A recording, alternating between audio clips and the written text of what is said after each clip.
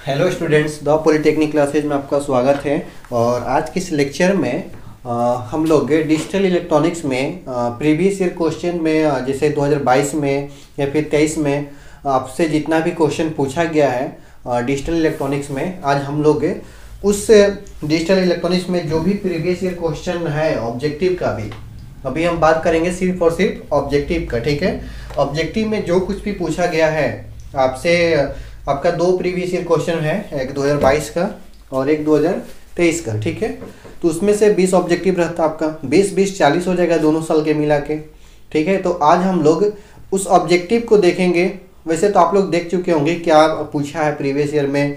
कुछ ही क्वेश्चन ऐसा होगा जो आपसे नहीं बन पा रहा होगा, नहीं तो लगभग सारे क्वेश्चन 17-18 तक आप लोग बना लिए होंगे। ठीक है, दो ही क्वेश्चन ऐसा होगा जो आपके सिलेबस मतलब कि आपको लग रहा है कि हम नहीं पढ़े हैं। ठीक है, कोई बात नहीं, एग्जाम में ऐसा हमेशा होता है। हम लोग के भी टाइम में हो रहा था कि पढ़ के जा रहे थे तो ठीक है, लेकिन कुछ एक या दो क्वेश्चन ऐसा रहता है कि जो मतलब आपके सिलेबस में नहीं है उसी सब्जेक्ट का है। ठीक है, लेकिन आपके सिलेबस में नहीं है। अब बात करेंगे डिजिटल इलेक्ट्रॉनिक्स का, तो ऐसा तो नहीं है कि डिजिटल इलेक्ट्रॉनिक्स में इतना ही पढ़ना है जितना कि आपका सिलेबस में दिया हुआ है। नहीं, बहुत सारा टॉपिक अभी उसमें नहीं लिखा हुआ है। ठीक है, तो एग्जामिनर कभी एग्जाम को टफ करने के लिए एक दो क्वेश्चन उस टॉपिक से डाल देते हैं जिसमें क्या होता है कि वो सब सिलेबस में है ही नहीं। तो इससे टेंशन नहीं लेना है कि दो क्वेश्चन छूट गया। ठीक है, तो क्या करें, दो क्वेश्चन नहीं आया था, सर नहीं पढ़ाया था, ऐसा कुछ नहीं है। वो हर साल होगा, हर सब्जेक्ट में आपके साथ होता है। ठीक है, तो उससे टेंशन लेने की कोई ज़रूरत नहीं है। सिर्फ ऑब्जेक्टिव में ऐसा होता है, 4 नंबर 6 नंबर के जो भी क्वेश्चन है ना, उसमें ऐसा कुछ नहीं होता। उसमें आपका टू दी पॉइंट रहेगा सिलेबस से। ठीक है, तो इसमें आप लोग क्या कीजिएगा, हम पहले ही बता दे रहे हैं, अभी इसका सॉल्यूशन करेंगे। बहुत इंपॉर्टेंट आपका सेशन रहने वाला है आज का, क्योंकि नया नया क्वेश्चन फेस करने के लिए मौका मिलेगा। ठीक है, और जो भी उससे रिलेटेड आपका उसमें कंसेप्ट होगा, मैं वहाँ पे आपको बता दूंगा कि हाँ ये चीज़ भी पूछ सकता है, ऐसा भी हो सकता है। ठीक है, तो आप लोग जितना भी हम सॉल्यूशन करेंगे आप अपने कॉपी में नोट्स कर लीजिएगा। ठीक है, उसके बाद आपको जो नया क्वेश्चन है उस पर ज़्यादा ध्यान देना है। जो आपको आता है वो तो आता ही है, वो हमेशा आएगा, लेकिन जिसमें थोड़ा बहुत डाउट है, ठीक, जो क्वेश्चन नया है एकदम, जो कि सिलेबस में नहीं है, ठीक है, तो वो सब क्वेश्चन पर आपको ज़्यादा फोकस करना है। और मैं आपकी बार ऐसा करने वाला हूँ कि देखें कि लॉजिक फैमिली से क्वेश्चन आया है, TTL ECL देख लीजिएगा, लास्ट में 2 क्वेश्चन पूछा है। लॉजिक फैमिली उसको बोलते हैं। तो लॉजिक फैमिली से हम कुछ इंपॉर्टेंट ऑब्जेक्टिव कलेक्ट किए हैं जो आपके सेमेस्टर में पूछ सकता है, पूछे जाने की मतलब कह सकते हैं कि चांसेस ज़्यादा है। ठीक है, तो उसको आप लोग जरूर करके जाइएगा। उसके साथ में और सारा हम ऑब्जेक्टिव दे दिए हैं, लगभग 50-55 के आसपास में है। ठीक है, उसमें आपको एक भी ऑब्जेक्टिव मिस नहीं करना है, आपको पढ़ के जाना है। एक बार नहीं पढ़ना है, 5 से 6 बार पढ़ लेना है एग्जाम तक। ठीक है, क्योंकि ऐसा होगा कि क्वेश्चन उसी में से आ जाए और आप गलती कर चुके तो फिर वो आपकी गलती होगी। ठीक है, अगर आप गलत ऑप्शन टिक कर लेते हैं तो फिर वो आपकी गलती होगी, क्योंकि सिलेबस से बाहर से पूछेगा तो मुझे लगता है फिर से अगर लॉजिक फैमिली से क्वेश्चन देगा, ठीक, तो वो उसी में से देगा हम जो सिलेक्ट किए हैं, ऐसा मुझे लगता है, लेकिन इसका कोई गारंटी नहीं है कि उसी में से आएगा। तो आप लोगों को ये करना है कि उसमें से मतलब कि नया क्वेश्चन के लिए तो टेंशन लेना नहीं है, और हम जो बता रहे हैं उसको सिर्फ आप लोग फॉलो कर लीजिए। तो हो सकता है कि जो नया क्वेश्चन पूछेगा तो उसमें से अगर आ जाए तो आपका वो भी नया क्वेश्चन सही हो जाएगा, जो 2 या 3 देगा। ठीक है, तो आपका नंबर इंक्रीज कर जाएगा। बाकी तो 1-2 नंबर से कोई फर्क नहीं पड़ता है, वो तो आपकी डिपेंड करता है कि आप थ्योरी कितना अच्छे से तैयारी किए हैं। क्योंकि 4 नंबर 6 नंबर 70 नंबर के एग्जाम में 20 ऑब्जेक्टिव होता है ना, 50 तो आपको रिटन में है, तो आप वहाँ से कितना गेन करते हैं वो आपके ऊपर डिपेंड करता है। 1-2 क्वेश्चन गलत हो गया ऑब्जेक्टिव में, उसे मायने नहीं रखता है, आप उधर से ला सकते हैं 50 में से। ठीक है, तो देखिए हमारा आज का सेशन रहेगा digital electronics previous year question 2022 में, उसका सॉल्यूशन है। ठीक है, MCQ का, SBT एग्जाम 3rd सेमेस्टर इसी। ठीक है, देखिए अब इसमें पहला क्वेश्चन देखिए क्या है, कुछ नहीं है, देखते देखते आप लोग इसको उड़ा दोगे। क्या पूछ रहा है कि the universal logic gate are, कौन सा यूनिवर्सल लॉजिक गेट है, कुछ है इसमें। आप अगर लॉजिक गेट का क्लास देखे होंगे तो सबसे पहले लाइन में लॉजिक गेट के टाइप्स हम डिफाइन किए थे, उसी समय ये सब चीज़ बताए हैं। ठीक है, चलिए, तो ये सब क्वेश्चन एकदम लॉलीपॉप मिलेगा आपको, इसमें बस देखना है और इसमें चालू कर देना अपना, देखना है और इसको उड़ा देना है। क्या उड़ा देना है? क्वेश्चन को नहीं उड़ा देना है। कहने का मतलब कि ओवर कॉन्फिडेंस नहीं होना चाहिए, ये नहीं कि पढ़े कुछ और ऑप्शन लगा दिए कुछ और, ठीक है, तो ऐसा भी नहीं होना चाहिए। एक बार दो बार पढ़ लो, ज़्यादा टाइम नहीं लगेगा। सारा ऑप्शन को पढ़ने के बाद ही टिक करना है। आप ये गलती कभी ना करेंगे कि क्वेश्चन पढ़े, आंसर मिल गया, ऑप्शन ए में तुरंत टिक आउट करें। हो सकता है कि बी में भी आंसर सही हो, सी में हो सकता है कि बोथ दिया हुआ हो, ए एंड बी दोनों, तो उस कंडीशन में आपको मिस्टेक हो सकता है आपसे, ठीक है। तो ऐसा नहीं करना है, पूरा ऑप्शन पढ़ना है, ठीक है। क्वेश्चन देखिए, the universal logic gate are, कौन कौन सा यूनिवर्सल होता है? नैंड गेट, हाँ ये होता है। नॉर गेट, हाँ ये भी होता है। बोथ ए एंड बी, हाँ ये भी होता है। अब नैंड होता है, नॉर होता है। ऑप्शन सी में कि बोथ दोनों होता है, तो हाँ दोनों होता है। तो ये दोनों ऑप्शन से ज़्यादा बेस्ट ऑप्शन क्या है? सी, ठीक है। दोनों से बेस्ट ऑप्शन क्या है? सी। यहाँ पे हम टिक आउट करेंगे कि सी हमारा राइट आंसर है, ठीक है, ये राइट आंसर है। और अब लॉजिक गेट से यूनिवर्सल से पूछा है आपसे, हो सकता है कि आपके एग्जाम में आज यूनिवर्सल नहीं पूछ देगा, which of following is basic logic gate. Basic में कौन कौन सा होता है? तो आपको बताया ना कि बेसिक में 3 होता है। पहला एंड गेट, दूसरा और गेट, और एक तीसरा नॉट गेट। ये तीनों गेट बेसिक गेट होता है। यूनिवर्सल में तो आप देखिए नैंड एंड नॉर दोनों होता है। एक और होता है स्पेशल, एक होता है स्पेशल लॉजिक गेट, इसमें 2 होता है। कौन कौन सा? एक जॉर और एक जनॉर। क्लियर है? ऑब्जेक्टिव अगर आएगा तो यहाँ से अभी यूनिवर्सल पूछा है, हो सकता है कि आप एग्जाम में बेसिक के बारे में पूछ दे, हो सकता है कि स्पेशल के बारे में पूछ दे, तो आप यहाँ से देख लेना कि कौन किस में आता है, ठीक है। और ये करने के बाद आप सबका डायग्राम आपको बनाने आना चाहिए, ठीक है। और इसका ट्रूथ टेबल, इतना आप लोगों को करने आना चाहिए, ठीक है। ये आपका काम है अब कि जितना भी लॉजिक गेट है ना, सबका डायग्राम याद रखो, कैसा उसका सिंबल है, ट्रूथ टेबल कैसा है, बस उसके बारे में थ्योरेटिकल 2-4 पॉइंट जो हम लिखवाए हैं उसको तो पढ़ के ही जाना है। बहुत टफ नहीं है, बहुत आसान लैंग्वेज में है, ठीक है, तो उसको करके ही जाना है। क्लियर है यहाँ पे? चलिए, बहुत अच्छा से ट्रूथ टेबल देखिएगा, क्योंकि ट्रूथ टेबल से डायरेक्ट नहीं पूछेगा, उसमें सेंटेंस बना के पूछ देता है। जैसे पूछेगा कि वैसे कौन सा लॉजिक गेट होता है जिसका आउटपुट 1 होता है, तभी 1 होता है जब उसका दोनों इनपुट हाई होता है। क्या पूछेगा? ऐसा पूछ सकता है कि ऐसा कौन सा लॉजिक गेट है, जैसे कि 2 इनपुट होगा, ऐसा कौन सा लॉजिक गेट है जिसका आउटपुट हाई तभी होगा जब दोनों इनपुट हाई होगा, बाकी में सब लो होगा। तो अब बताओ ये कौन सा गेट है? एंड गेट है कि नहीं? तो इस तरह से क्वेश्चन इसमें डिजाइन किए जाते हैं, ठीक है। चलिए नेक्स्ट क्वेश्चन देखिए। नेक्स्ट क्वेश्चन है race around condition. Race around condition occurs in which type of flip flop? किस टाइप के फ्लिप फ्लॉप में रेस अराउंड कंडीशन होता है? देखिए, रेस अराउंड कंडीशन या फिर टॉगल, इसी को टॉगलिंग कंडीशन भी बोलते हैं। अब बताइए किस में पढ़ता है आपको? एसआर में, जेके में, टी में या डी में?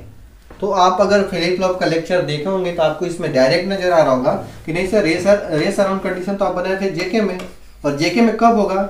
जेके में ये भी देखना कि कब हुआ था, जब जे बराबर 1 के बराबर 1, जब दोनों 1-1 रहेगा उस समय ये आउटपुट क्या होगा? टॉगल होगा। इसी को रेस अराउंड कंडीशन बोलते हैं, ठीक है। एसआर फ्लिप फ्लॉप में क्या होता है? एसआर में दे देगा कि कौन सा फ्लिप फ्लॉप में इनवैलिड कंडीशन होता है। तो एसआर में होता है ना सेट रीसेट में, जब 1-1 होता है तो उस कंडीशन में क्या होता है? इनवैलिड होता है, ठीक है। दोनों इनपुट हाई रहेगा तो उस समय इनवैलिड होता है। तो ध्यान देना कि इनवैलिड पूछेगा कि किस फ्लिप फ्लॉप में होता है, तो एसआर में। टॉगलिंग किस में होता है? रेस अराउंड कंडीशन किस में होता है? तो जेके में। क्लियर है? चलिए, एसआर जेके डीटी सबका ट्रूथ टेबल आना चाहिए, सबका डायग्राम भी आना चाहिए। हम यहाँ पर डायग्राम नहीं बनाएंगे, नहीं तो फिर ज़्यादा लेक्चर लंबा हो जाएगा, तो कोई मतलब है नहीं। आपको हम आइडिया देने की कैसे करना है, ठीक है, उसको आप लोग को करना पड़ेगा। अगर एग्जाम में अच्छा चाहते हैं कि अच्छा से हम कर पाए सॉल्यूशन इसका, तो करना पड़ेगा, ठीक है। समझ में आ गया ना? रेस अराउंड कंडीशन जेके में होगा, ठीक, और इनवैलिड कंडीशन एसआर में होगा। ये करके चलना है, ठीक है। डी और टी का, डी का डायग्राम कैसे बनेगा? डायरेक्ट कर देते हैं शॉर्ट। डी में नॉट गेट के थ्रू सॉर्ट करते हैं, टी में डायरेक्ट सॉर्ट कर देते हैं। इतना आप लोगों को करके जाना है, ठीक। नेक्स्ट क्वेश्चन देखिए। देखो हम शायद रजिस्टर पढ़ा रहे थे, उस समय हम ये बात जरूर बोले थे कि आपका शिफ्ट रजिस्टर हम जितना भी बताए हैं, कौन कौन सा, सीसो, सीपो, पीसो, पीपो, ये शिफ्ट रजिस्टर के टाइप हैं। डेटा को शिफ्ट करते हैं सीरियली, पैरेलली, जो भी कॉम्बिनेशन मिलता है उस तरह से 4 ठो बनेगा। सीसो, सीपो, पीसो, पीपो। हम क्या बोले थे कि इसका फुल फॉर्म भी देता है।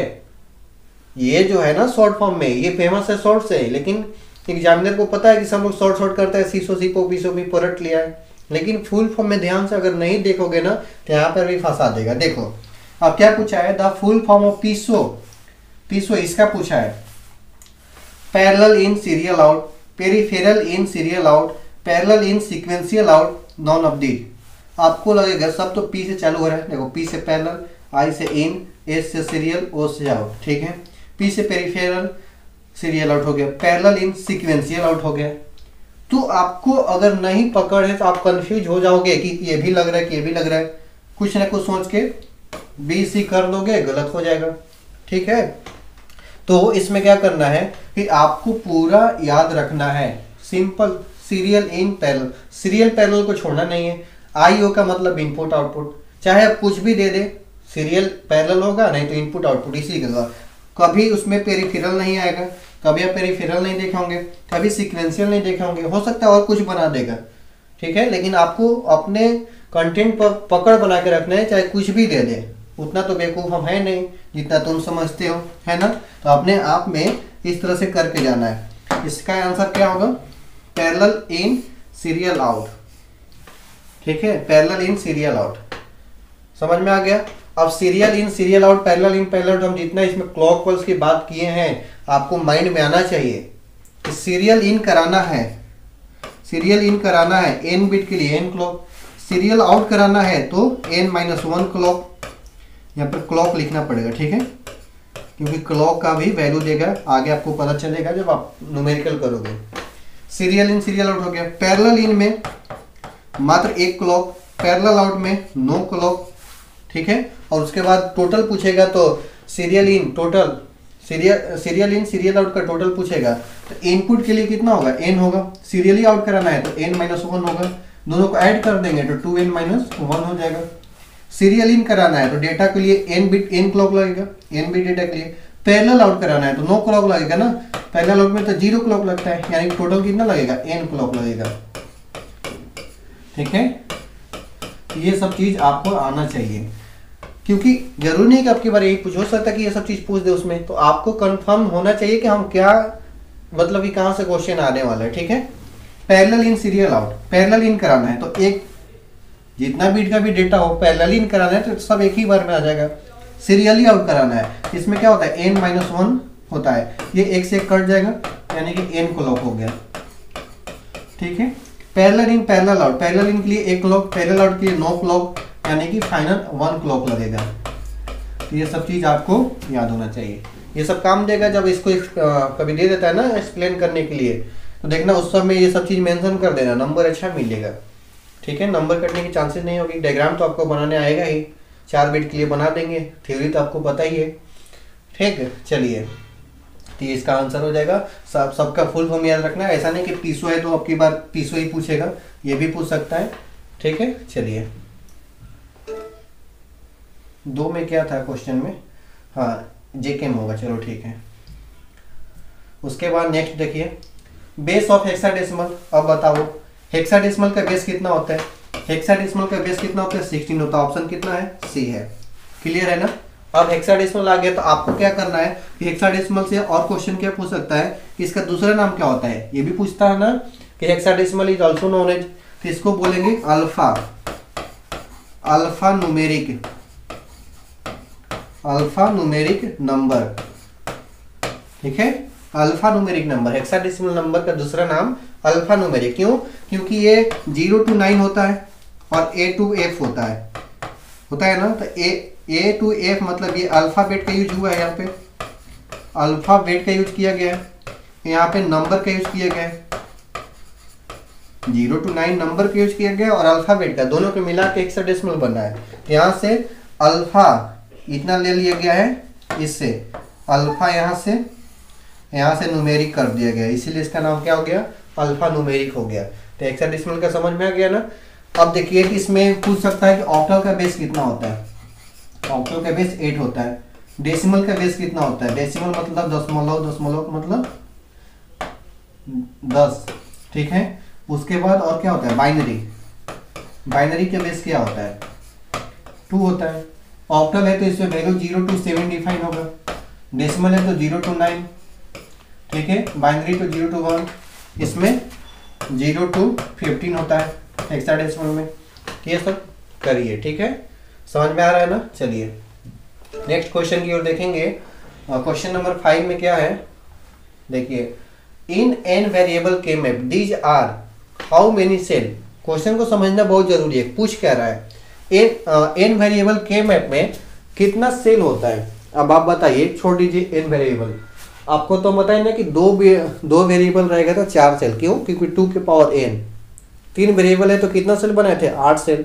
4 के लिए 16 बना रहे थे, यानी कि 2 के पावर 4 कर रहे थे, यानी कि यहाँ पे क्या कर रहे हैं, 2 के पावर n कर रहे हैं, ठीक है। तो n वेरिएबल के लिए पूछ रहा है तो 2 के पावर n सेल होगा। इसमें है, देखो इसमें भी ध्यान से देखना है, n तो होगा नहीं, 2n और 2 के पावर n दोनों में ध्यान से देखना है। ऐसा नहीं कि 2n दिख गया ना, हाँ बस 2n यहाँ पर है, ये सही आंसर, ऐसा नहीं करना है। पावर में होना चाहिए, साथ में नहीं होना चाहिए, ठीक है, पावर में होना चाहिए, जो कि राइट आंसर यहाँ पे है, सी में। क्लियर है। चलिए नेक्स्ट क्वेश्चन देखिए, क्वेश्चन नंबर 6।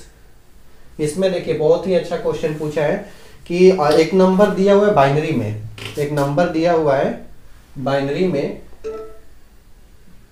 एक नंबर बाइनरी में दिया हुआ है और इसमें पूछ रहा है कि ऑक्टल में क्या होगा। बेस 8 है ना, बेस 8 का मतलब क्या होता है, ऑक्टल, ऑक्टल में क्या होगा। अब यहाँ से एक क्वेश्चन पूछा, आपको हजारों क्वेश्चन तैयार करना है, ठीक है, हजारों नहीं, जितना भी टाइप्स का हम बताएं वो करना है। सबसे पहले इसको बाहर लिखो, 0 1 1 1, ठीक है, 0 1 1 1। ये क्वेश्चन है बाइनरी में, कुछ भी दे सकता है, ऐसा नहीं है कि यही, आपको मेथड समझना है, ठीक है। करना है किसमें, ऑक्टल में। ये हम बार बार बताएं आपको, इसीलिए हम ट्रिक बताए थे, है ना, कि ट्रिक में क्या बताए थे कि जब बाइनरी से ऑक्टल में करना है, सिंपल है, 3 बिट का ग्रुपिंग कर लेंगे। 3 बिट का हम क्या कर लेंगे, ग्रुपिंग, किधर से, इधर से, यहाँ से यहाँ तक 1 हो गया, यहाँ से यहाँ तक 2 बिट हो गया, सॉरी 2 ग्रुपिंग हो गया। 3 लगाना है ना, तो यहाँ 2 है, एक हम एक्स्ट्रा 0 ऐड कर लेंगे ताकि उससे कोई फर्क नहीं पड़ेगा। 3 का लग गया। अब इसका वैल्यू लिखो, 1 2 4 8 16, ऐसे मत कर देना, सबके लिए अलग अलग वैल्यू लिखा जाता है। 1 2 4 1 2 4 1 2 4 1 2 4, इस तरह से लिखा जाता है। अब सबका इसको डेसिमल में कन्वर्ट कर दो, तीनों 1 है, तीनों को जोड़ना पड़ेगा, 7 हो गया। ये 2 1 है, 4 2 6 हो गया। यहाँ पर सिर्फ 1 है तो 1 हो गया, क्योंकि 0 0 है तो ये नहीं ऐड करेंगे। और ये 1 6 7 और बेस में क्या है 8 लगा देंगे। अब ये हमारा 167, देखो यहाँ पे ये हमारा राइट आंसर हो गया। अब ये क्वेश्चन तो बाइनरी से ऑक्टल में दिया, अब आपको करना है बाइनरी से डेसिमल में, बाइनरी से हेक्साडेसिमल में, ठीक है। तो डेसिमल में करने के लिए तो आपको पता है ना कि अगर यही क्वेश्चन रहेगा, मान लो ये बाइनरी में है, ये बाइनरी में डेसिमल में करना है तो कुछ नहीं, इसके बेस नंबर को पावर से मल्टीप्लाई कर देंगे। जैसे 1 इंटू 4 है ना, तो एक कम कर दो, 2 के पावर 3 करो, प्लस 1 इंटू ये 1 आ गया, 2 के पावर 2 कर दो, प्लस 0 इंटू 2 के पावर 1 कर दो, प्लस 1 इंटू 2 के पावर 0 कर दो, ठीक है। टोटल बिट काउंट कर लेना, इधर से लिखना होता है ना, क्योंकि इधर से हम चलते हैं लिखने में, ना उधर से आते हैं। तो हम पहले ही काउंट कर लेंगे कि 4 बिट का है तो पावर में एक कम कर हो जाता है, 2 के पावर 3, क्योंकि 0 से चालू होता है ना, तो 4 तक नहीं जाएगा, 0 1 2 3 तक ही जाएगा। तो इसके बाद एडिशन कर देंगे, हो जाएगा ये डेसिमल में। अगर बाइनरी से पूछ दें कि इसको करो हेक्साडेसिमल में, ये बाइनरी में पूछेगा कि हेक्साडेसिमल में करो, कुछ नहीं करेंगे।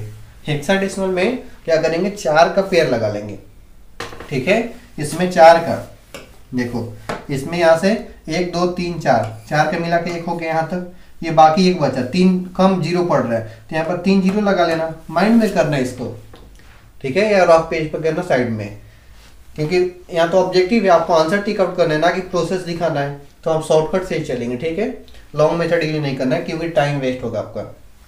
तो ये क्या होगा 1 2 4 8, फिर इसके लिए 1, बाकी लिखना जरूरी नहीं है क्योंकि 0 0 है तो कोई मतलब है नहीं।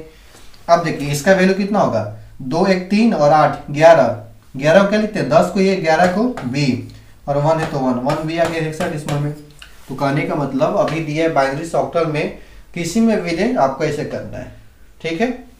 चलो मान लो ये तो समझ गए होंगे, मान लो कि अगर ये क्वेश्चन रहता यही इस तरह से बाइनरी में रहेगा और ऑक्टल में नहीं बोलेगा, डेसिमल में नहीं बोलेगा, हेक्साडेसिमल में भी नहीं बोलेगा, हो सकता है कि अल्टरनेट टाइप कर दे, बेस दे दे 4, अब क्या करोगे, अब क्या करोगे, बेस 4 तो कभी पढ़े नहीं हो, एग्जाम में दे सकता है अटपटा, कुछ नहीं करना है, सबके लिए सेम मेथड है। पहले हम क्या बोलेंगे डेसिमल में जाओ, डेसिमल में जाने के लिए हम ट्रिक भी बोले हैं ना, ट्रिक में क्या बोले हैं 1 2 4 8 16 32, ठीक है, 32 8 40 4 44 2 46, ये डायरेक्ट हम कर दे किस में डेसिमल में, आप 1 × 2 के पावर करते जाओ यही आएगा 46 ही आएगा, और ये शॉर्टकट हो गया 1 2 4 8 6 जहाँ तक लिखते जाएंगे, जो जो 1 है वो सिर्फ ऐड करेंगे, बाकी 0 वाला छोड़ देंगे, ठीक। तो 46 आ गया। अब डेसिमल से हम किसी भी मेथड किसी भी बेस वाले में जाते हैं तो क्या करते हैं डिवाइड करते हैं,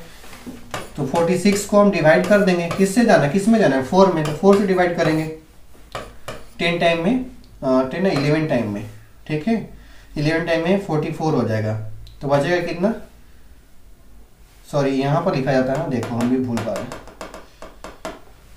देखो 46 को डिवाइड करना है किससे 4 से, जितने टाइम्स में डिवाइड करना है उधर लिखते हैं, 11 में 11 चौक 44 हो जाएगा, ठीक है, बचेगा कितना 2, अब 4 से डिवाइड तो नहीं होगा, कोई बात नहीं छोड़ देंगे, कम आ गया ना तो डिवाइड करने की जरूरत नहीं, इधर से लिखते हैं ना ऐसे करके, तो इधर से पहले क्या मिला 2, 11 को क्या लिखते हैं बी, 2b हो गया, सॉरी कुछ तो गड़बड़ हो रहा है, बी तो नहीं आएगा, बी तो नहीं आएगा, क्यों, क्योंकि हेक्साडेसिमल में तो जाना नहीं है, 4 से नॉर्मली इसको डिवाइड करेंगे तो 2 आया,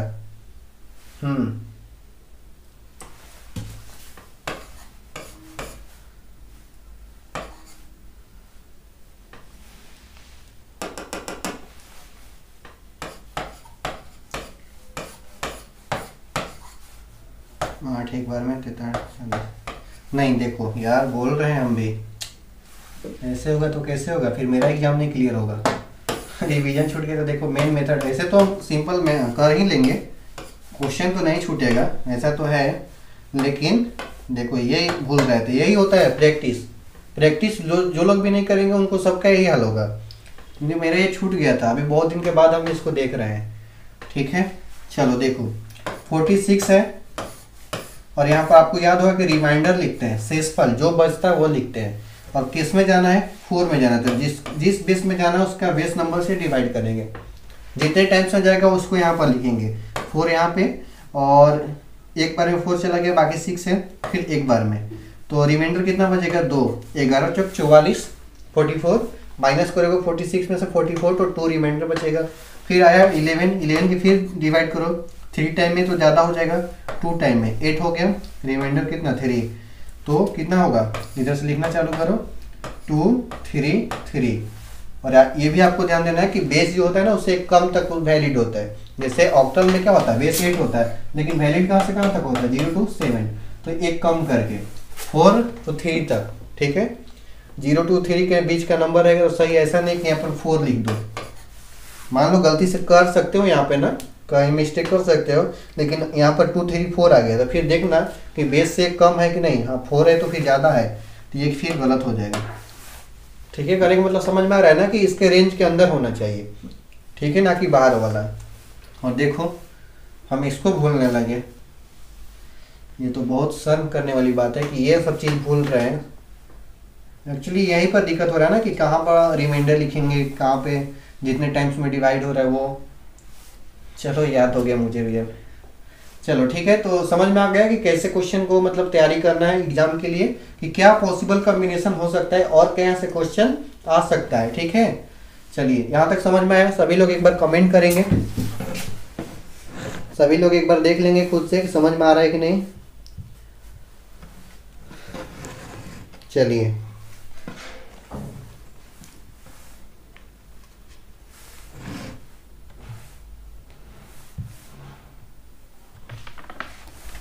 उसके बाद देखिए नेक्स्ट क्वेश्चन क्या है, कितना नंबर 6 से 7 नंबर क्वेश्चन देखिए। ये देखिए, which of the flowing relation describe associative law. चलिए इसमें ऑप्शन आप लोग क्लियर बताइए कौन सा एसोसिएटिव लॉ होता है।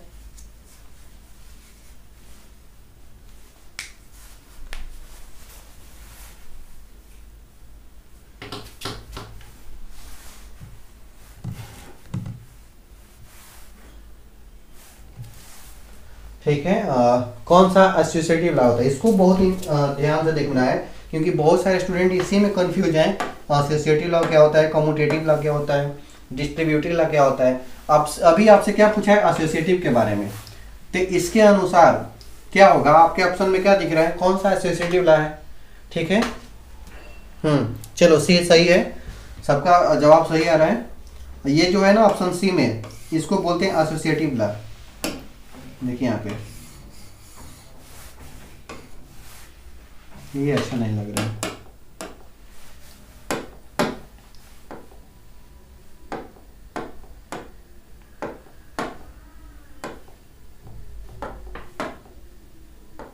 काम क्यों नहीं कर रहा है?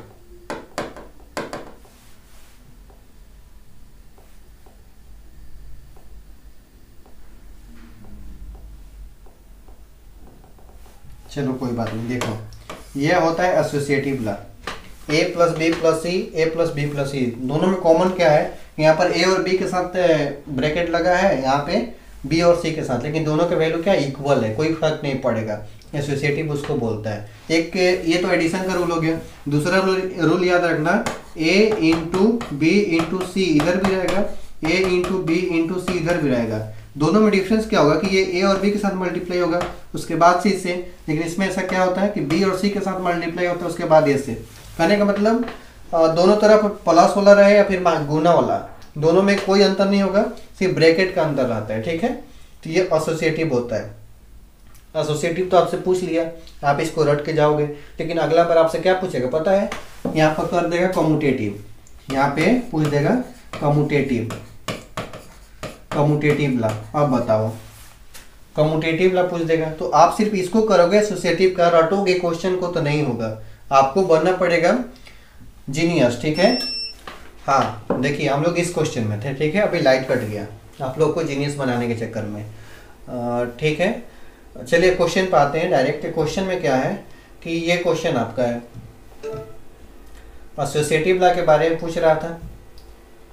इसके बारे में हम अभी क्या बताएं, इसका दो लॉ होता है, एक होता है ये ए प्लस बी प्लस सी ये वाला, दूसरा क्या होता है मल्टीप्लाई में करेंगे तो A into B into C equal to A into B into C होगा। डिफरेंस क्या होगा तो सिर्फ कॉमन का होगा, इसमें ए बी के साथ इसमें बी सी के साथ। दोनों क्या है, ये पहला रूल या दूसरा रूल, दोनों क्या है एसोसिएटिव है। ठीक है, नेक्स्ट एग्जाम में आपसे पूछ सकता है कि कम्यूटेटिव लॉ क्या होता है। ध्यान से देखिएगा, कम्यूटेटिव लॉ क्या होता है आपको याद करना होगा। हम डी मॉर्गन्स लॉ में आपको बताए हैं क्या होता है, एक होता है ए प्लस बी करेंगे तो बी प्लस ए के इक्वल होगा, या फिर ए इंटू बी करेंगे तो बी इंटू ए के इक्वल होगा। ठीक है, ये कम्यूटेटिव होता है। कम्यूटेटिव हो गया, एसोसिएटिव हो गया। एक होता है डिस्ट्रीब्यूटिव, हिंदी में आप लोग पढ़े होंगे, इसको बोलते हैं डिस्ट्रीब्यूटिव। हिंदी मीडियम से जो भी पढ़े होंगे, बचपन में पढ़े होंगे, वितरक नियम ऐसे कुछ बोलते हैं। डिस्ट्रीब्यूटिव लॉ इसको बोलते हैं वितरक नियम। अगर नहीं याद हो रहा है ना तो ये काम करो कि सबका गूगल कर लो। गूगल करने से क्या होगा तो उसका हिंदी मीनिंग में पता चल जाएगा, हिंदी से आपको कंफर्म हो जाओगे कि हाँ इसमें क्या होते हैं। अब बताओ कि डिस्ट्रीब्यूटिव है, डिस्ट्रीब्यूटिव का मतलब कि डिस्ट्रीब्यूट करना। ठीक है, आपसे ऑप्शन में ऐसा रहेगा तब समझने की डिस्ट्रीब्यूटिव है। ये ए है बी प्लस सी है, लेकिन ए को डिस्ट्रीब्यूट करना है दोनों में, तो क्या होगा कि इसके साथ भी आ जाएगा उसके साथ भी आ जाएगा, यानी कि हम इसको लिख सकते हैं ए बी प्लस ए सी। और इसमें कुछ है नहीं, मैथ में आप लोग कर किए होंगे, मल्टीप्लाई करना है, इससे मल्टीप्लाई करेंगे तो दोनों में करेंगे ना, बस मल्टीप्लाई करके लिख दिया है, उसको क्या बोलेंगे, डिस्ट्रीब्यूटिव लॉ बोलेंगे। समझ में आ रहा है? चलो ये आपका हो गया। सभी लोग यहाँ तक कंफर्म करेंगे, सबका क्लियर है ना? ठीक है, चलिए इसमें एक चीज और देख लीजिए, डिस्ट्रीब्यूटिव में एक और होता है a plus B C. A plus B C बराबर क्या हो जाता है, A plus B into A plus C. A plus C, मुझे लगता है कि लेक्चर में ये चीज़ नहीं बताए थे, सिर्फ यही बताए होंगे, शायद ये भी बताए होंगे, देख लेना एक बार, नहीं तो ऐड कर लेना उसमें। ठीक है, a प्लस बी सी रहेगा तो उसको हम इस तरह से लिख सकते हैं, a प्लस बी एक बार इसके साथ इंटू ए प्लस एक बार इसके साथ। कहने का मतलब आप इसको जब ब्रेक करोगे तो फाइनली इतना ही आएगा। ठीक है, तो ये दोनों के साथ डिस्ट्रीब्यूट हो गया, मतलब डिस्ट्रीब्यूट करके उसको फैला देना है। ठीक है, यहाँ पे देखो a इंटू बी प्लस सी है, दोनों में ए बी प्लस ए सी हो गया, ए बी के साथ मल्टीप्लाई हो गया प्लस ए सी के साथ मल्टीप्लाई हो गया। ए प्लस बी सी है तो इसको लिख सकते हैं A plus B into A plus सी, एक बार इसके साथ एडिशन, एक बार इसके साथ एडिशन, इसके बीच में मल्टीप्लिकेशन है तो यहाँ पे मल्टीप्लिकेशन कर देंगे। ठीक है, ये दो रूल याद रखना है, एक ये और एक ये डिस्ट्रीब्यूटिव के लिए। ठीक है, चलिए नेक्स्ट क्वेश्चन देखिए। हाँ, एक होता है ऑब्जर्प्शन लॉ, यहाँ पर ध्यान से देखिएगा, इसको हम इरेज कर देते हैं। ठीक, एक होता है ऑब्जर्प्शन, क्या होता है, A B A S O R T T I O N, ये भी दे सकते हैं। इसमें क्या होता है ना कि a प्लस ए बी रहेगा, तो अभी हम डिस्ट्रीब्यूटिव में क्या देखें कि जब ऐसा था a प्लस बी सी, तो एक बार इसके साथ एक बार उसके साथ, तो हम इसको लिख सकते हैं ना a plus A into A plus B. अभी आप बैक में देखे होंगे तो हम ये चीज़ बताए थे, a प्लस बी सी था तो a प्लस बी लिखे थे इंटू ए प्लस सी लिखे थे, उसी को फॉलो करते हुए हम ऐसा लिख सकते हैं। और a प्लस ए क्या होता है, a प्लस ए क्या होता है, ए होता है ना, और ये a प्लस बी हो गया। ठीक है, फिर यहाँ पे a इंटू ए इंटू ए ऐसे लिखेंगे, प्लस ए बी लिखेंगे, a इंटू ए को a लिखेंगे क्योंकि एक बार लिखते हैं, सब डी मोगर के थ्योरम है। ठीक है, a इंटू ए को a लिखेंगे प्लस ए बी, तो समझ में आया ना, ये दोनों में अंतर नहीं है, प्रूफ होकर करके दिखा दिए ना, a प्लस ए बी है, इसको a प्लस ए लिखेंगे इंटू ए प्लस बी लिखेंगे। फिर इसको ऐसा लिख सकते हैं क्योंकि इसका वैल्यू सिर्फ a होगा, a प्लस ए होता है ना, फिर मल्टीप्लाई करेंगे तो a इंटू ए हो गया, a इंटू ए को a लिखेंगे। समझ में आ रहा है? लेकिन ये हम डिस्ट्रीब्यूटिव जो अभी बताएं उसको प्रूव करके दिखा दिए कि देखो ये हो गया, लेकिन इसका वैल्यू ऑब्जर्प्शन में लिखना है ना, तो आप डायरेक्ट ऐसा लिख सकते हैं। कैसा? आप डायरेक्ट ऐसा लिख सकते हैं, इसको हटा दीजिए, ये तो हम प्रूफ करके दिखा दिए थे आपको, क्योंकि बिलीव नहीं होगा ये कैसे लिख दिए। इसका वैल्यू हम डायरेक्ट क्या लिखेंगे, ए प्लस ए बी बराबर ए। ठीक है, अब एब्जॉर्प्शन का मतलब ये होता है कि समाहित कर लेना उसको, मतलब कि क्या बोल सकते हैं, गूगल करके देखना ना, इसका मीनिंग पता चल जाएगा। ऑब्जर्व कर लेना मतलब उसको ऑब्जर्व करने लगा, मतलब समझ में आता है ना कि किसी चीज़ को ऑब्जर्व कर लिए मतलब छिपा लिए। अब ए प्लस ए बी इतना बड़ा टर्म था, आपको सिर्फ ए दिखाई दे रहा है, यानी कि ए बी तो गायब हो गया। कैसे गायब हो गया, किस रूल के अनुसार, तो देखो ए दोनों में कॉमन है ना, ए निकालेंगे बाहर तो क्या होगा, इसकी जगह पर 1 प्लस यहाँ से ए निकलेगा तो बी। ठीक है, 1 में कुछ भी ऐड करेंगे तो 1 होता है, ए से मल्टीप्लाई कर दो, ए इंटू 1 क्या हो गया, 1 ए हो गया ना। तो वही हम लिखे हैं कि ए प्लस ए बी बराबर ए होता है, ये ऑब्जर्प्शन लॉ के अनुसार होता है। ठीक है, आप प्रूफ यहाँ पर देख लिए कि दोनों में से एक कॉमन निकाल लेंगे, इसके बदले में 1 हो जाएगा, और ए के साथ ए को 1 के साथ मल्टीप्लाई कर देंगे तो वो ए हो जाता है। ठीक है, इसी तरह से बहुत सारा कॉम्बिनेशन हो सकता है, ऐसा नहीं कि यही होगा। देखो ए प्लस ए बी है, ये पहला मान लो, दूसरा यहाँ पर देखो ए प्लस ए बी नहीं, ए प्लस ए कॉम्प्लीमेंट बी रहेगा, उसको क्या करेंगे, ए प्लस ए कॉम्प्लीमेंट बी रहेगा, तो उसको हम क्या बोले, डिस्ट्रीब्यूटिव में हमें क्या बोले कि एक बार इसको इसके साथ ऐड कर दो इनटू इसको इसके साथ, यानी कि हम ऐसा लिख सकते हैं ना, ए प्लस ए कॉम्प्लीमेंट इनटू नीचे लिख देते हैं ए प्लस बी। बोलो ऐसा लिख सकते हैं, A plus A complement B को डिस्ट्रीब्यूटिव लॉ के अनुसार A plus A complement into A plus B लिख सकते हैं।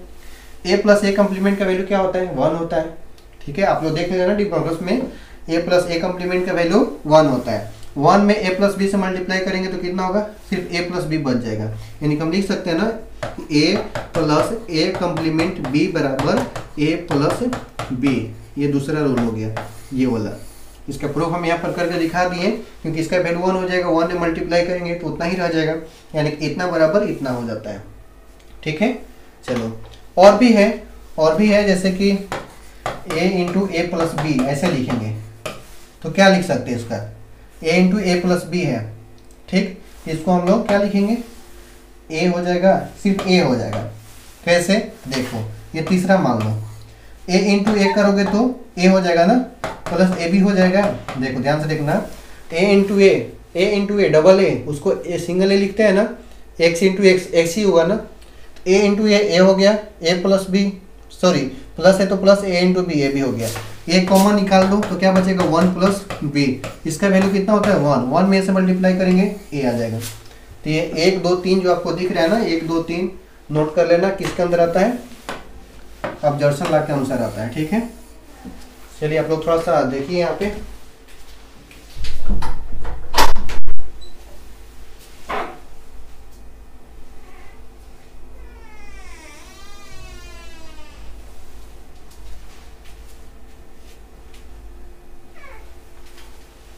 हाँ, अब नेक्स्ट क्वेश्चन देखिए, क्वेश्चन नंबर 8। क्वेश्चन नंबर 8 में देखिए ग्रे कोड पूछ दिया। इसमें क्या पूछा है, ग्रे कोड पूछा। Grey code of binary number क्या है, 110011। ठीक है, मेथड आपको बताएं, आप लेक्चर नहीं देखें तो देख लेना। एमएसबी ये होता है और ये क्या होता है, एलएसबी होता है। एमएसबी एज इट इज हो जाएगा, 1 है तो 1। नेक्स्ट में देखो इसमें और इसमें एक जोड़ ऑपरेशन करना था, बाइनरी से ग्रे में करना है तो ऊपर वाले में एक जोड़ करते जाएंगे, नीचे रिजल्ट लिखते जाएंगे। 1 में 1 से both input is same, output is low. 1 और 0 क्या होगा, एक जोड़ को जब देंगे 1 0 तो आउटपुट क्या देगा, 1 देगा। ठीक है, जब 0 0 दोनों सेम देंगे तो 0 देगा, 0 1 में 1 देगा, 1 1 में 0 देगा। 1 2 3 4 5 6 बीट में, 1 2 3 4 5 6 बीट में। क्लियर है, तो ये हमारा किस में आ गया, ग्रे में आ गया। ठीक है, बाइनरी टू ग्रे ये हो गया। ग्रे से बाइनरी करना है तो क्या होता है, मान लो कि 1 1 0 1 हम बोल दिए कि किस में है, ग्रे में है। इसको करना है बाइनरी में तो इसका भी एमएसबी ये होगा और ये एलएसबी होगा। एमएसबी एज इट इज आ जाएगा। फिर नीचे वाला और इसमें दोनों में एक जोड़ ऑपरेशन होता है, दोनों इनपुट सेम हो जाएगा एक जोड़ का, तो आउटपुट क्या होगा, 0 होगा। फिर 0 0 दोनों सेम है तो आउटपुट 0, 0 1 डिफरेंट है तो आउटपुट 1। ये किस में आ गया, बाइनरी में आ गया। ठीक है, तो binary to Gray, Gray to binary आपको करने आना चाहिए। ठीक है ना, तब ये जाके आपका, अभी बाइनरी टू ग्रे पूछा है क्वेश्चन, समझना the grey code of binary इतना का क्या होगा, यानी कि बाइनरी में दिया हुआ नंबर, ऐसा मत समझना कि ग्रे में दिया हुआ है। क्वेश्चन देखो, the grey code of binary इतना है। ठीक है, इसको करना है किसमें, ग्रे में। ग्रे में कैसे करेंगे तो इस मेथड के अनुसार। ठीक है, और एक ऑब्जेक्टिव यहाँ से आता है कि बाइनरी से ग्रे में करो या फिर ग्रे से बाइनरी में करो, कौन सा ऑपरेशन का यूज होता है, एक जोड़ ऑपरेशन का। ये बहुत इंपॉर्टेंट पॉइंट है। ठीक है, चलिए नेक्स्ट क्वेश्चन देखिए, क्वेश्चन नंबर 9। ये है 9 में। 9 में क्या है, मोड 14 काउंटर। अब इसमें तो बताना है ही नहीं, क्योंकि ये हम अभी कुछ ही दिन पहले आपको बताए थे ये सब चीज कि मोड 14 बनाना है। अब सोचो कि 14 बनाना है, इसका मोड 14 बनाना है, जो भी दे दे, यहाँ पर वैल्यू कितना है, 14 है। अब 14 को सोचे कि 2 के पावर n पर रखना है, n का वैल्यू क्या रखें कि हमें 14 के बराबर है या नहीं तो इससे ज़्यादा है, कम नहीं आना चाहिए। n का वैल्यू कितना रखें, 2 रखेंगे तो 4 होगा, 2 टू द पावर 4, 4 होगा तो कम है। 3 रखेंगे तो 2 के पावर 3, देखो करके देखो, 2 के पावर 2 रखेंगे तो कितना आया, 4 आया, कभी कम है, ये नहीं होगा। 2 के पावर 3 रखेंगे तो कितना वैल्यू होगा, 8 आएगा, 14 से कम है, ये भी नहीं होगा। 2 के पावर 4 रखेंगे, क्योंकि अब एक ही ना बढ़ाएंगे ना, तो 2 के पावर 4 कितना हो गया, 16 हो गया। 14 से ज़्यादा है, हाँ चलो ये वैलिड है। यानी कि यहाँ पर n का वैल्यू कितना मिला, 4। यानी कि ये क्या दिखा रहा है कि फ्लिप फ्लॉप की संख्या, कि कितना फ्लिप फ्लॉप लगेगा, 4। चाहे मोड कुछ भी दे दे, मोड के बाद 4 5 6 7 कुछ भी दे दे, 12 14, आपको देखना है 2 के पावर n पर कि n का वैल्यू कितना रखें कि या तो इसके बराबर आ जाए, नहीं तो इससे ज़्यादा आना चाहिए। कम आएगा तो वो सब गलत हो जाएगा। ठीक है, ज़्यादा आना चाहिए, नहीं तो उसको बराबर आना चाहिए। मोड 16 भी रहता तो देखो 16 कितने में आ रहा है, 4 में आ रहा है, फिर भी 4 ही फ्लिप फ्लॉप लगता है। क्लियर है ना। चलिए ये सब चीज़ आप लोग देख के जाइए क्योंकि बहुत इंपॉर्टेंट ये सब रहता है। हाँ अभी बताए हैं, कुछ ही दिन पहले बताए हैं लास्ट यूनिट में है कि कौन वोलेटाइल मेमोरी होता है। वोलेटाइल का मतलब क्या होता है, भुलक्कड़। मतलब कि क्या होगा कि जब पावर ऑफ हो जाएगा, पावर जब ऑफ कर दोगे ना तो डेटा लॉस्ट हो जाता है। वोलेटाइल का मतलब ये होता है डेटा लॉस्ट कर जाता है, मतलब कि गायब हो जाता है। जब फोन का बंद हो जाएगा तो क्या आप क्रोम चला रहे थे, यूट्यूब चला रहे थे, फिर चालू करेंगे तो यूट्यूब में जाओगे नहीं ना, यानी कि सब डेटा खत्म हो गया। वही होता है वोलेटाइल मेमोरी। वोलेटाइल मेमोरी का मतलब क्या होता है कि जब पावर सप्लाई ऑफ हो जाएगा किसी भी डिवाइस का तो उसमें से डेटा खत्म हो जाता है, नहीं रहता है, उसको वोलेटाइल बोलते हैं। हम सबसे पहले बताया था कि प्राइमरी मेमोरी, प्राइमरी क्या होता है, वोलेटाइल होता है। प्राइमरी मेमोरी क्या होता है, वोलेटाइल होता है। प्राइमरी के दो टाइप है, एक हो गया रैम और एक हो गया रोम। ठीक है, रैम में भी दो टाइप है, क्या होता है, एस रैम और इसका डी रैम। ठीक है, रोम का टाइप क्या होता है, पी रोम। ठीक है, नेक्स्ट होता है ईपी रोम और एक होता है डबल ईपी रोम। ठीक, ये तीन होता है।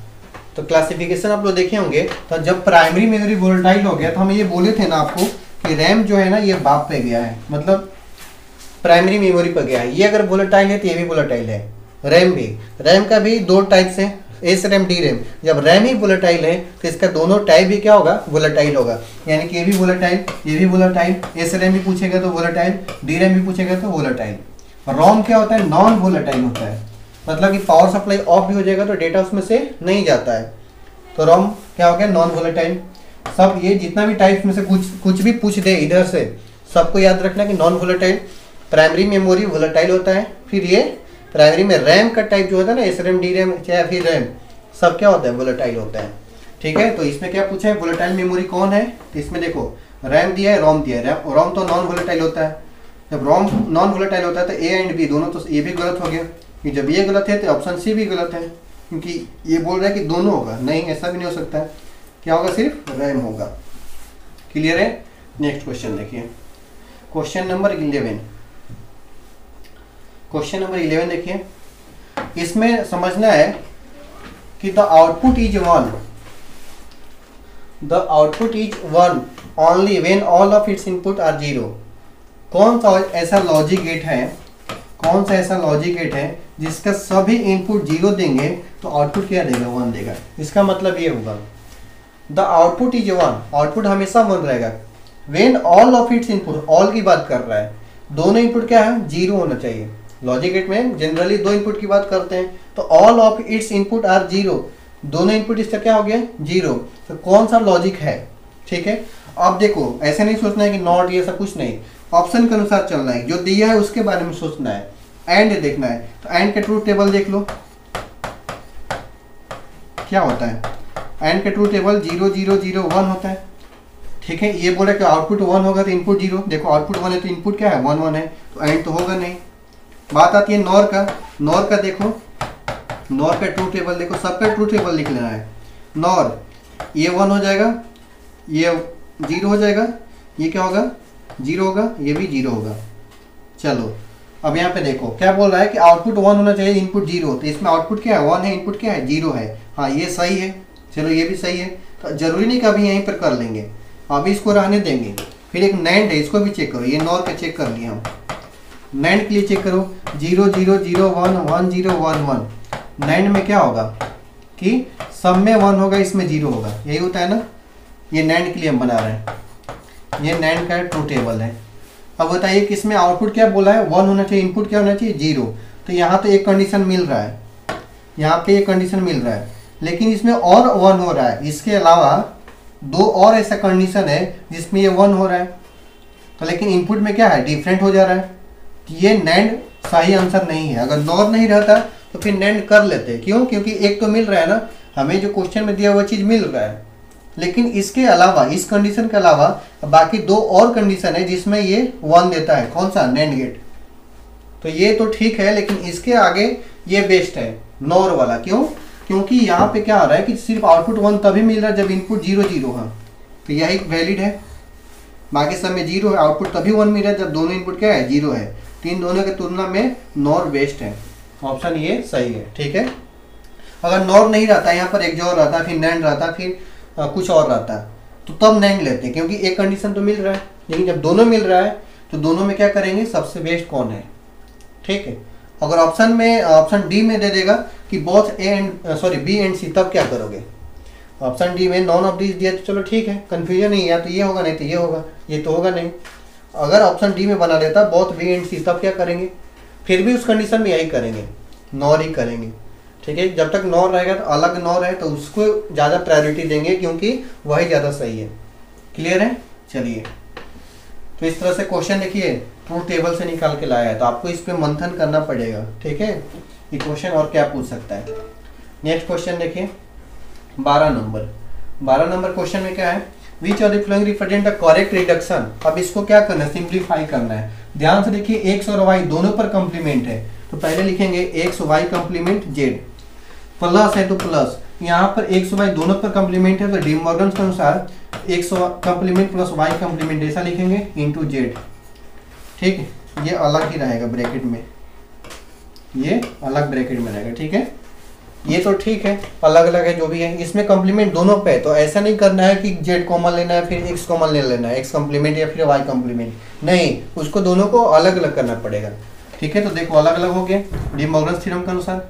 अब मल्टीप्लाई करो इधर एक्स वाई कंप्लीमेंट जेड है plus X complement Z plus Y complement Z. ठीक है, अब देखिए कॉमन कुछ मिल रहा है, इसमें y कंप्लीमेंट जेड है, इसमें y कंप्लीमेंट जेड है, तो हम क्या करेंगे y कंप्लीमेंट जेड कॉमन ले लेंगे, तो यहाँ पर क्या बच रहा है x बच रहा है, इसमें से क्या बचेगा 1 बचेगा, और ये टर्म जो है ज्यों का त्यों रहने देंगे। ऐसा नहीं कि इधर उधर कर दी तो गलत हो गया, कुछ नहीं होता है। कॉमन में क्या होता है ना कि आपको उस टर्म से देखना है, इसमें y कंप्लीमेंट जेड है, इसमें भी y कंप्लीमेंट जेड है, बाहर निकालेंगे तो यहाँ पर सिर्फ 1 बचेगा ना, तो 1 आ गया, इसमें x बचेगा, x आ गया, सब प्लस में तो प्लस में हो गया। ठीक है, 1 में कुछ भी ऐड करेंगे तो 1 हो जाएगा, 1 में इतना से मल्टीप्लाई करेंगे तो y कंप्लीमेंट जेड ही होगा और इसका x कंप्लीमेंट जेड होगा।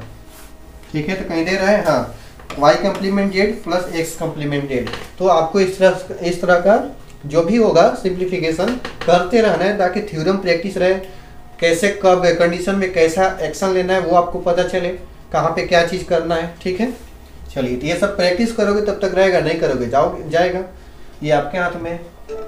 नेक्स्ट क्वेश्चन देखिए, क्वेश्चन नंबर 13 में पूछा है, थोड़ा सा ध्यान से देखिएगा इसको। 4x1 मल्टीप्लेक्सर है, उसमें एंड गेट कितना रिक्वायर है, एंड है और है, कौन सा जरूरत होता है। चलो ठीक है, देखो यहाँ पे ये 4 जो दिख रहा है ना वर्ड में लिखा है, जो ये बताता है कि उतना ये चीज चाहिए, उतना एंड गेट चाहिए। 3 इनपुट 2 इनपुट 3 इनपुट 3 इनपुट, इसका मतलब क्या होता है कि 3 इनपुट वाला एंड गेट 4 गो चाहिए। इसका मतलब क्या हुआ, 4 2 इनपुट एंड गेट, मतलब कि एंड गेट तो चाहिए जिसमें 2 इनपुट हो और उस कितना होना चाहिए, 4 होना चाहिए। समझ में आ रहा है। चलिए, तो इसको 4x1 का आप लोग ट्रूथ टेबल देखे होंगे, तो S0 कंप्लीमेंट S1 का complement I0 plus S0 complement और यहाँ पे S1 into I1 plus S0 into S1 का complement plus into I2 plus S0 का S1 का और I3 का मल्टीप्लीकेशन। ये होता है उसका आउटपुट एक्सप्रेशन, किसका 4x1 मार्क्स का मल्टीप्लेक्सर का, ये आप लोग मिला लेना। अब यहीं से आपको एनालिसिस करना है कि ये सर्किट इसका बनाना होगा। तो यहाँ पर देखो तीनों में क्या हो रहा है, एंड ऑपरेशन हो रहा है ना, मल्टीप्लाई हो रहा है, तो इसके लिए एक एंड गेट लगाएंगे, उसी तरह से इसके लिए एक एंड गेट यहाँ पर, एक एंड यहाँ पे, यानी कि 1 2 2 3 4, टोटल 4 एंड गेट लगेगा। चलो 4 एंड गेट ले लेंगे, सर्किट ऐसे ही बनेगा ना, 4 एंड गेट ले लिए। तीनों में इनपुट कितना है, 3 3 हुआ, 1 2 3 1 2 3, 3 इनपुट देंगे, 3 इनपुट देंगे, 3 इनपुट देंगे, 3 इनपुट देंगे, सब में दे देंगे। S0 का कंप्लीमेंट S1 का कंप्लीमेंट I0, मतलब ये सब चीज इसको बारी बारी से दे देंगे। सबको फिर क्या करना है, जोड़ना है। जोड़ने के लिए क्या करेंगे, और गेट लगा देंगे। चलो कर दिए ऐसा। अब आउटपुट y बराबर मान लो इतना आया है, तो ये तो दे देगा ना आउटपुट। अब इसमें बताइए कि एंड गेट कितना लगा है, तो 4 गो। तो देखो 4 यहाँ पे है, 4 यहाँ पे है, लेकिन इसमें दोनों में अंतर क्या है, 3 इनपुट वाला लगा है कि 2 इनपुट वाला। तो आप यहाँ पे देखो कि एंड गेट में 3 इनपुट है क्या 2 इनपुट है। यहाँ पे क्या दिख रहा है कि सब में 3 इनपुट है, यानी कि 3 इनपुट वाला 4 एंड गेट लगेगा। 4 एंड गेट लगेगा कितना, 3 इनपुट वाला। इसको थोड़ा सा इरेज कर देते हैं इधर, ठीक है। चलो 4 लगेगा, तो ऑप्शन यहाँ पर क्या सही आ रहा है, ये वाला 4 3 इनपुट एंड गेट, 4 गो 3 इनपुट वाला एंड गेट दिख रहा है ना इसमें। चलो समझ में आ गया। अब यहाँ पे तो 4 है लेकिन ये पर 2 इनपुट है, तो ये गलत हो गया। एक तो लगेगा नहीं, एक 3 इनपुट एंड गेट लगेगा, लेकिन एक से तो होगा नहीं, ये भी गलत हो गया। एगो 3 इनपुट वाला और गेट नहीं, ये भी नहीं सही है, क्योंकि सिर्फ इसके बारे में अगर बोला जाए तो इससे थोड़ा आउटपुट आ जाएगा। इसके पहले ये गेट चाहिए ना, ठीक है। तो ये फाइनली आंसर ये सही है। चलो नेक्स्ट क्वेश्चन देखिए। इस तरह से आप लोग कर लीजिए डीमक्स ये सब का, ठीक है। बाकी तो आप समझदार हैं कि आपको कैसे करना है, हम पहले ही आपको बता दिए कि कैसे करना है। एक क्वेश्चन आ रहा है तो उस टॉपिक से जितना भी क्वेश्चन बनने वाला है सब देख करके जाना है। देखिए ए फ्लिप फ्लॉप स्टोर कितना बिट ऑफ इंफॉर्मेशन, मतलब कि एक गो फ्लिप फ्लॉप होता है। हम बताएं अभी कुछ देर पहले मेमोरी में कि एक फ्लिप फ्लॉप में कितना बिट का इंफॉर्मेशन को स्टोर किया जा सकता है। तो एक बिट हमेशा याद रखना है, एक बिट आइदर जीरो और 1, आइदर 0 और 1। एक फ्लिप फ्लॉप में या तो 0 रहेगा नहीं तो 1 रहेगा, दोनों एक साथ कभी नहीं रह सकता है, ठीक है। तो ये कितना बिट का, एक बिट का इंफॉर्मेशन को स्टोर करता है। क्लियर है। चलिए नेक्स्ट पॉइंट देखिए।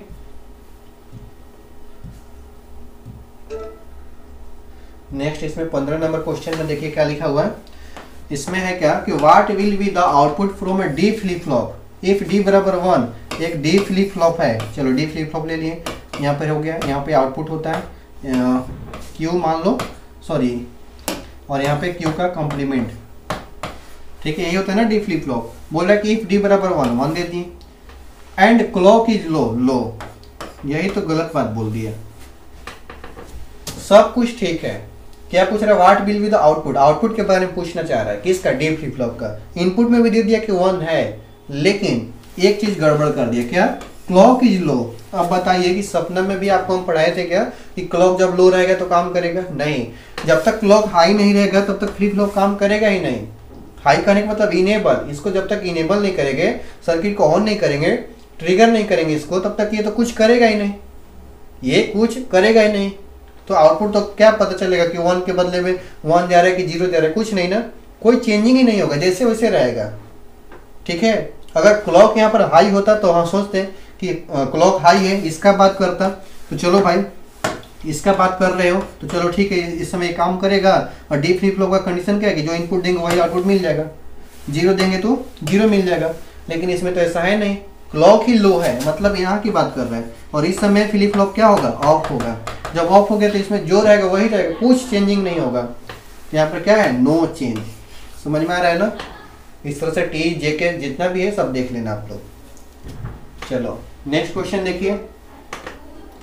नेक्स्ट क्वेश्चन है 16 नंबर। इसमें अच्छा क्वेश्चन है, ध्यान से देखना है कि the number of multiplexer required to design 32:1 multiplexer. अब पूछ रहा है कि हमें 32:1 का मल्टीप्लेक्सर बनाना है, उसमें से कौन सा ऑप्शन सही है, किसका यूज करके हम बना सकते हैं। अब बताओ, 2 गो 8:1 का मल्टीप्लेक्सर लेंगे तो बनेगा नहीं, क्योंकि हमें देखना है क्या, देखो ध्यान से खुद सोचो। 2 गो ले लिए, कितना वाला 8:1, मतलब कि 8 गो इनपुट यहाँ पर आएगा, 1 2 3 4 5 6 7 8, 8:1 बन गया। 1 2 3 4 5 6 7 8, 8:1 बन गया। यहाँ पे 8 गो इनपुट जाएगा, यहाँ पर 8 गो, टोटल इनपुट तो 16 ही दिए ना। हमें देना है कितना, 32 इनपुट 1 आउटपुट, 32 इनपुट देना है और 1 आउटपुट लेना है। तो यहाँ पे तो हम 2 अगर लेंगे 8:1 का तो यहाँ पर 16 ही दिए, 16 इनपुट गए ना, 8 ऊपर से 8 नीचे से, इससे तो बनेगा नहीं। चलो यहाँ पे देखो 2 को लेंगे 16 वाला, तो इसमें देखते हैं। पहले ये तो आंसर सही है, इसको नहीं देखेंगे, इसको समझो कि ये क्यों नहीं होगा।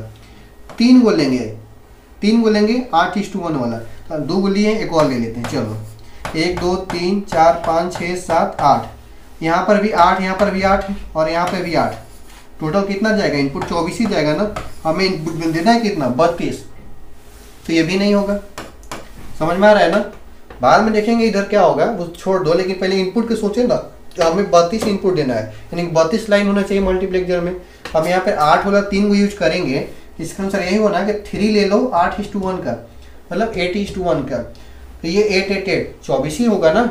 हमें आओ यहाँ पर देखो 16 वाला 3 गो, तो भाई जब हम 16 वाला 3 गो, मान लो कि यहाँ से 16 इनपुट दे दिए, 2 यहाँ पर ले लिए, ये 16 इनपुट यहाँ से दे दिए, तो 2 ही गो में हमारा 32 इनपुट चला गया, क्योंकि हमें 32 बनानी है। 3 गो लेंगे इसके अनुसार हम 3 गो लेंगे तो 48 पिन हो जाएगा इधर।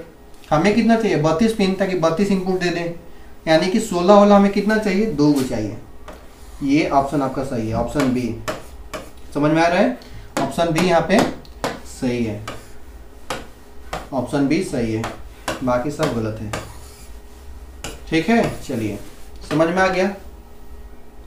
चलो यहाँ पर तो समझ में आ गया। एक क्वेश्चन और यहाँ से देख लो, मान लो बोले 32:1 का बनाना है, लेकिन 4:1 का यूज करके हमें ये डिजाइन करना है। देखो यहाँ पे लिख दिए, ये हमें डिजाइन करना है, लेकिन किसका यूज करके यूज करना है 4:1 मल्टीप्लेक्सर। कहने का मतलब हमें 32 को बनाना है, मतलब 32 इनपुट वाला, लेकिन हमें सिर्फ 4:1 चाहिए, ना कि 8:1 16:1 ये नहीं चाहिए। तो हम क्या करेंगे, पूछा कितना लगेगा, ये पूछता है कि जब हमें बनाना है 32x1 का और 4x1 का यूज करके, तो बताइए कि कितना फ्लिप फ्लॉप लगेगा, सॉरी कितना मल्टीप्लेक्सर का यूज करेंगे तब बन जाएगा। तो यहाँ पे देखिए,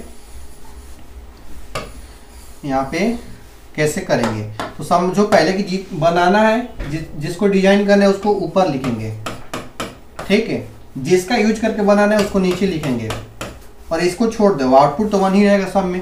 अब इसको डिवाइड करो, 32 में 4 से डिवाइड करना, देखो अलग ही लिखो, 32 को 4 से डिवाइड करेंगे तो 8 होगा, ठीक 8 होगा। फिर इस 8 को फिर 4 से डिवाइड करो, अलग अलग लिखना है, 2 होगा।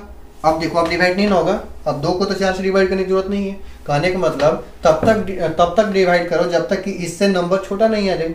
डिवीजन में क्या रूल होता है, हम कभी भी डिवाइड करते हैं तो तब तक नहीं छोड़ते जब तक उसका वैल्यू छोटा ना हो जाए उससे। अब छोटा हो गया तो क्या उस पर कुछ करना है ना। तो 32 में 4 से डिवाइड करेंगे तो 8 होगा, फिर 8 अभी 4 से बड़ा है तो फिर एक बार डिवाइड करेंगे, 2 बार में चल गया 8, ठीक है। अब 2 को तो डिवाइड करना है नहीं, क्योंकि 2 4 से छोटा है, तो 8 और 2 दोनों को क्या कर देना, ऐड कर देना है। यहाँ पे जो 8 आया, यहाँ पे 2 आया, 8 और 2 कितना हो गया 10, यानी कि ये 10 को हम यूज करेंगे, 10 को यूज करेंगे 4:1 मल्टीप्लेक्सर, 10 को यूज करेंगे ना तब जाके 32:1 बनेगा, ठीक है, तब जाके 32:1 बनेगा। समझ में आ रहा है। चलो इसका कंसेप्ट देख लेना, नहीं तो फिर हम एक वीडियो से कर देते हैं, ठीक है, इसको डिटेल्स में हम लोग देख लेंगे। चलो रहने दो अभी, नहीं तो वीडियो फिर लंबा हो जाएगा बहुत ज़्यादा। नेक्स्ट देखिए, इसको डीप में हम बता देंगे कैसे होता है क्या होता है इसमें। अब आ गया हाफ एडर। हाफ एडर में क्या पूछ रहा है कि the sum output of a half adder if input are A plus B. A plus B नहीं है, ए एंड बी हो सकता है, ठीक है, अलग अलग होगा। तो बताओ जी, हाफ एडर बनाना है। हाफ एडर इनपुट में क्या दिए हैं, ए और बी, तो एक होता है सम और एक होता है कैरी। सम क्या देता है, ए एक जोड़ बी होता है ना, और कैरी क्या होता है, ए इंटू बी होता है, यही तो होता है। आप लोग देख लेना डायग्राम में से एक जोर गेट से बना होगा और एक यहाँ पर एंड गेट होगा। इनपुट ए बी यहाँ पर देंगे, ए बी, इसमें से दोनों इनपुट चला गया, ये मल्टीप्लाई करके देगा, एंड गेट है तो, और ये एक जोर ऑपरेशन है, यहाँ पर ए एक जोर बी करके देगा, और इसी क्या बोलते हैं, सम बोलते हैं, और इसको क्या बोलते हैं, कैरी बोलते हैं। समझ जाओ। तो इसमें कौन सा ऑप्शन होगा, ए एक जोर बी होगा। हाफ एडर का पूछा है, सबट्रैक्टर देख लेना, फुल एडर फुल सबट्रैक्टर देख लेना कि सम में क्या देता है, कैरी में क्या देता है, ठीक है। चलो समझ में आ गया यहाँ तक। नेक्स्ट देखिए, नेक्स्ट इसमें क्या है 18 नंबर। हाँ, ये क्वेश्चन बहुत ही इंपॉर्टेंट है, और इसमें इंपॉर्टेंट ये है कि ये what input must be given are when SR flip flop is converted to JK flip flop. SR से जेके में कन्वर्ट करना है, ठीक है। एसआर फ्लिप फ्लॉप में, एसआर फ्लिप फ्लॉप को कन्वर्ट करना है किस में, जेके में। सबसे पहले हम बताएं हमें characteristics equation. SR flip flop में क्या बताएं, S plus R bar Q N, ठीक है, और जेके में क्या बताएं, जे इंटू क्यू एन का complement plus K complement into Q N, ये आपको हम बताए होंगे, इसी से बनेगा ये। ठीक है, चलिए अब यहाँ पर पूछ रहा है कि what input must be given are. R में हम एसआर फ्लिप फ्लॉप में आर की जगह पर क्या रखेंगे, आर की जगह पे क्या रखेंगे कि जेके में कन्वर्ट हो जाएगा, यानी कि एस की बात ही नहीं करना, समझ लेना कि एस का मतलब वो समझ गया कि जे की इतना वैल्यू है। अब इसको कंफ्यूजन हो रहा है कि इसमें और इसमें, तो इसमें भी क्यू एन है, इसमें भी क्यू एन है। अब पूछ रहा है कि आर का वैल्यू क्या रखेंगे ऐसा कि वो के कॉम्प्लीमेंट क्यू एन आ जाएगा। ठीक है, देखिए आर के वैल्यू यहाँ पर के क्यू ये वाला वैल्यू रखेंगे ना, देखो आर के जगह पर के इंटू क्यू रखेंगे और आर का कॉम्प्लीमेंट है यहाँ पर कॉम्प्लीमेंट कर देंगे, इंटू क्यू एन है तो क्यू एन लगा दिए। ठीक है, देखना इसके बराबर आ रहा है कि इसको सोल्व करते हैं। डी मॉर्गन से ब्रेक करो, यहाँ पर क्यू एन लिख लो, क्योंकि क्यू एन है तो समझ लेना कि ये क्यू एन और क्यू में अंतर नहीं है, आउटपुट टर्मिनल को शो करता है। क्यू एन इसलिए कर दिए कि ताकि कॉमन लेंगे तो आपको पता चलेगा कि हाँ दोनों सेम है। डी मॉर्गन से क्या लिखेंगे, के कॉम्प्लीमेंट प्लस क्यू एन का कॉम्प्लीमेंट इंटू क्यू एन ऐसे लिखेंगे। अब इसको मल्टीप्लाई करेंगे, के कॉम्प्लीमेंट क्यू एन होगा प्लस क्यू एन का कॉम्प्लीमेंट इंटू क्यू एन होगा। अब बताइए ए इंटू ए कॉम्प्लीमेंट वैल्यू क्या होता है, 0। ए इंटू ए कॉम्प्लीमेंट, इसको मान लो ए, इसको ए का complement, A into A complement value क्या हो गया 0। तो ये 0 हो गया तो बचा क्या ये, और हमें चाहिए था क्या यही ना, दोनों सेम आ गया, के का कॉम्प्लीमेंट इंटू क्यू एन सेम आ गया। ठीक है, तो हम एस के बारे में नहीं पूछा, सिर्फ आर के बारे में पूछा है कि जब इसमें आर का वैल्यू क्या रखेंगे कितना आएगा। तो हमेशा देखना कि आर का वैल्यू के टर्म में रखना पड़ेगा, रिलेट करना पड़ेगा इसको। थोड़ा सा डीप का क्वेश्चन हम नहीं बताए हैं इसको, हम इसका पूरा टेबल दे आपको एक दिन हम दिखा देंगे कि एसआर से अभी जेके में जाना है, एसआर से टी बनाना है, एसआर फ्लिप फ्लॉप से डी बनाना है, तो क्या क्या होना चाहिए कि वो बन जाएगा। ठीक है, तो इसको भी हम कर लेंगे। ठीक है, आपको पीडीएफ में एक दे देंगे नोट्स, उसको देख लीजिएगा आप कि उसमें क्या कैसे होता है।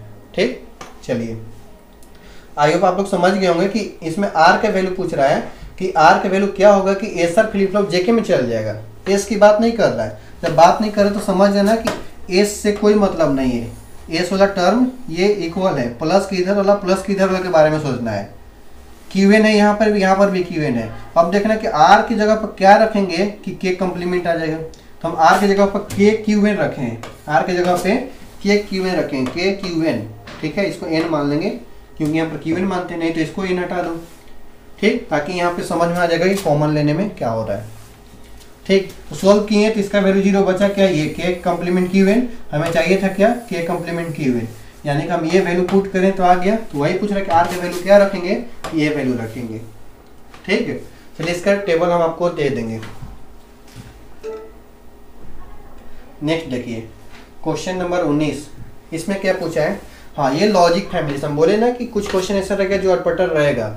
लॉजिक फैमिली आपको नहीं पढ़ना है, फिर भी क्वेश्चन दे दिया है।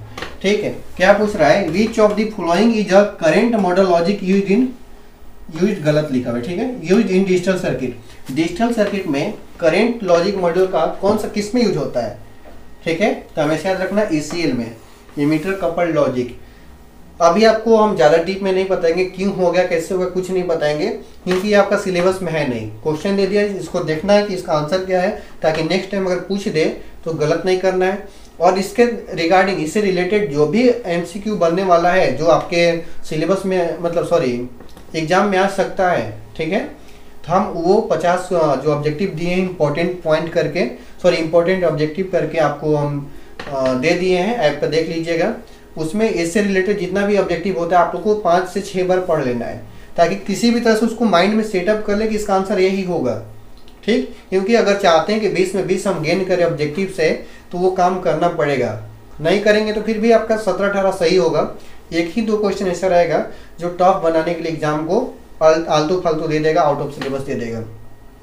ठीक है, तो यहाँ पे देखिए ECL इसका राइट आंसर है। ठीक, अब यहाँ पे TTL है तो इसका फुल फॉर्म क्या होगा, कभी कभी फुल फॉर्म भी पूछ देता है, तो ध्यान से नोट कर लीजिएगा। TTL ट्रांजिस्टर 2 बार T है तो 2 बार ट्रांजिस्टर, L से क्या होगा लॉजिक होगा, ट्रांजिस्टर लॉजिक। नेक्स्ट क्या है RTL, R से रजिस्टर होता है ना, रजिस्टर, T का मतलब ट्रांजिस्टर, L का मतलब लॉजिक। ठीक है, ईसीएल, ईसीएल क्या होगा, इमिटर। सी का मतलब होता है कपल लॉजिक, ठीक, नोट कर लीजिएगा। जितना भी ऑब्जेक्टिव इससे बनने वाले हैं हम आपको दे दिए हैं, आपको वहां पर ध्यान देना है, ठीक है। इसका आंसर ये होगा। नेक्स्ट एक और क्वेश्चन है, वो भी इसी तरह का है, वो भी लॉजिक फैमिली से ही दे दिया है, जबकि लॉजिक फैमिली आपको पढ़ना नहीं है। देखिए इसमें क्या बोल रहा है, what are the basic gate in MOS logic family. MOS मतलब metal oxide semiconductor logic family जब बनाते हैं उसमें सबसे बेसिक गेट कौन सा होता है। तो आप ये सिंपल सोचो कि आप जितना भी लॉजिक गेट पढ़े सबसे बेस्ट कौन होता है, नैंड एंड नॉर। यहाँ पर भी वही यूज होगा, मॉस लॉजिक फैमिली में भी नैंड एंड नॉर होगा। ऑप्शन ए में देखो NAND and nor, option A right answer है। एंड और, नैंड और, एंड नॉर ये सब कुछ नहीं होगा। क्या होगा कि मॉस लॉजिक फैमिली में नैंड एंड नॉर जो ऐसा मतलब है लॉजिक गेट जो यूज होता है मॉस लॉजिक फैमिली में, ठीक है। इसका आंसर ये होगा। डरना नहीं है, एक दो क्वेश्चन की वजह से आपको टेंशन नहीं लेना है कि कैसे करेंगे, ठीक है। उसमें क्या करना है, छोड़ना भी नहीं है।